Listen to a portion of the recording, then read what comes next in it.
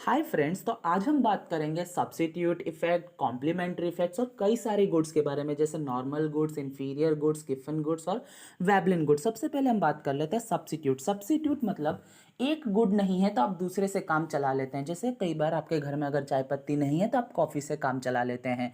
और यह ऐसा भी होता है कि अगर कोई चीज़ महंगी है, जैसे मैं बात कर लूँ, अगर कोका कोला पीते हैं और उसकी प्राइस बढ़ गई है तो आप कोका कोला को इग्नोर करके आप पेप्सी को पी लेते हैं, क्योंकि दोनों ही एक दूसरे से टेस्ट में सेम रखती है। इसीलिए आप ऐसा करते हैं, जिसको हम सब्स्टिट्यूशन इफेक्ट बोलते हैं। कॉम्प्लीमेंट्री गुड्स वह होते हैं जिन्हें हम साथ में यूज़ करते हैं, जैसे मोबाइल फ़ोन और सेम, पेट्रोल और बाइक, ये दोनों को हमको साथ में यूज़ करना पड़ता है, इसीलिए हम इसको कॉम्प्लीमेंट्री गुड्स बोलते हैं। अब हम बात कर लेते हैं substitute goods in a graph.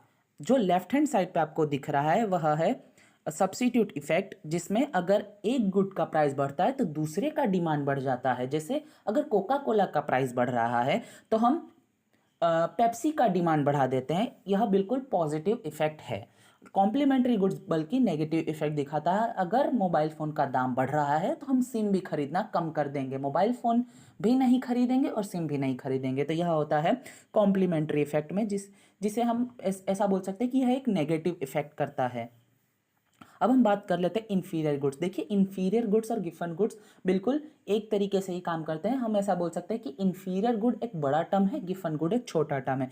Inferior goods बिल्कुल लॉ ऑफ डिमांड के विपरीत काम करता है। अगर आपका इनकम बढ़ रहा है तो आप इन्फीरियर गुड्स को खरीदना इग्नोर करेंगे, अगर आपका इनकम कम हो रहा है तो आप इन्फीरियर गुड्स को खरीदेंगे। हम इन्फीरियर गुड्स ऐसे बोल सकते हैं कि ये थोड़े चीप प्रकार के गुड्स होते हैं, ज़्यादा स्टैंडर्ड के नहीं होते हैं।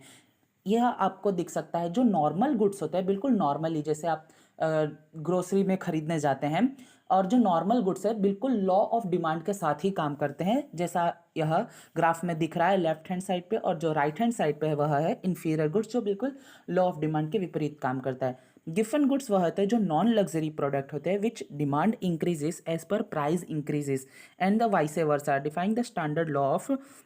यह बिल्कुल नॉन लग्जरी टाइप का है और इसका डिमांड इंक्रीज तब होता है जब इसका प्राइस इंक्रीज होता है। जैसे आप मान लीजिए, अगर कोई घर है, जैसे ए नाम का घर है, उसके अंदर ब्रेड आता है और मीट आता है, तो अगर ब्रेड का प्राइस बढ़ जाएगा तो ब्रेड ही खरीदेंगे। क्यों? क्योंकि वो रोज रोज मीट नहीं खरीद सकते ना, क्योंकि मीट का प्राइस ऑलरेडी ज़्यादा है। अगर ब्रेड का प्राइस भी बढ़ जाता है तो वो दोनों चीज़ नहीं खरीद सकते, इसीलिए वो एक ही चीज़ खरीदेंगे, ब्रेड। यह बिल्कुल लॉ ऑफ डिमांड के विपरीत काम करता है। अगर ब्रेड का प्राइस बढ़ जाता है तो वो ब्रेड ही खरीदेंगे, और अगर मीट का प्राइस बढ़ जाता है तो भी वो ब्रेड ही खरीदेंगे। यह है गिफन गुड्स का कंसेप्ट। गिफन गुड्स आपको देख सकते हैं यहाँ पर एग्जाम्पल में दिया हुआ है, ब्रेड और ये मीट। अब हम बात करते हैं वेबलिन गुड्स। देखिए, वेबलिन गुड्स उस प्रकार के गुड्स होते हैं जिन्हें सेलिब्रिटीज या फिर बोल सकते हैं इनको वायरल इफेक्ट होता है। अगर ये बहुत ज़्यादा वायरल हो गए ना तो चीज़ लोग इनको कॉपी करना चालू कर देते, खरीदना चालू कर देते। जैसे अगर कोई नया नया अगर आईफोन लॉन्च हुआ है मार्केट में तो लोग उसको खरीदना प्रिफर करेंगे, क्योंकि वो अभी नया नया है और वो एक तरीके से बोल सकते हैं कि शो ऑफ करने वाले गुड्स है। बहुत ज़्यादा लग्जरियस गुड्स होते हैं, जैसे डायमंड्स हो गए, कार्स हो गए, स्पोर्ट्स कार्स हो गए, तो यह वेबलिन गुड्स के हिस्से में आते हैं। Thank you friends. अगर आपको वीडियो पसंद आया तो आप लाइक कीजिए, कमेंट कीजिए और सब्सक्राइब भी कीजिए। Thank you.